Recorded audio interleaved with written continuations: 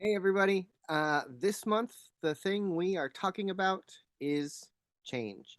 And specifically, we're exploring our permaculture principle creatively use and respond to change. And, this month we started off by just saying, all right, friends, let's really wrap our minds around the idea that change is the nature of the universe. It's the one constant, it's the thing that we can rely on, right? And last week we talked about about embracing change as something that we really live into and recognize that transformation is happening all the time, and we can look at what is coming our way and choose to name it crisis or name it opportunity, to shrink or to grow, to expand into what's possible or to become locked into what was. And this month or this week, as we continue to chew on this, I really just want to invite us to make friends with change, to learn to love it, and to really use change in a fun way. And so I would invite all of us to do something this week to just change it up a little bit and see how we feel when we change something. Maybe you eat dinner at the same time every day, or when you go to a particular restaurant and you order the same thing. Maybe just do it at a different time or order something different and see how it feels to do something out of the ordinary. One of the things that I love to do to play with change is, I've talked about this before, but much of my life I've always loved to rearrange my spaces.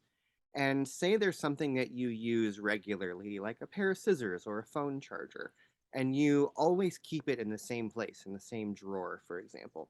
And so every time you think, I need those scissors or I need to charge my phone, you automatically just walk over and take things out of a drawer, right? So one of the things I love to do is to rearrange and to move where I store things. And so maybe I move my phone charger from a drawer in one room to a shelf in another room. And what's amazing to me is how long it often takes for me to stop walking to the old spot and then having to redirect and remember, oh, right, I moved it, and go to the other spot. And it's fascinating to me that, say, maybe moving something simple, like where I keep something that I use regularly, it points out to me how easy it is to get locked in certain patterns and to just automatically go to where it used to be, even though something has changed and it's in a different spot. We all do this, maybe even in bigger ways, right? When we say we want to change something in our life or we want to change behavior or be in a different way, and then we find ourselves automatically going back to the other way of being. So it's just an opportunity to look at ourselves and to notice when things change, how easily do we adjust? How often do we automatically go back to the old pattern and the old way or the old place?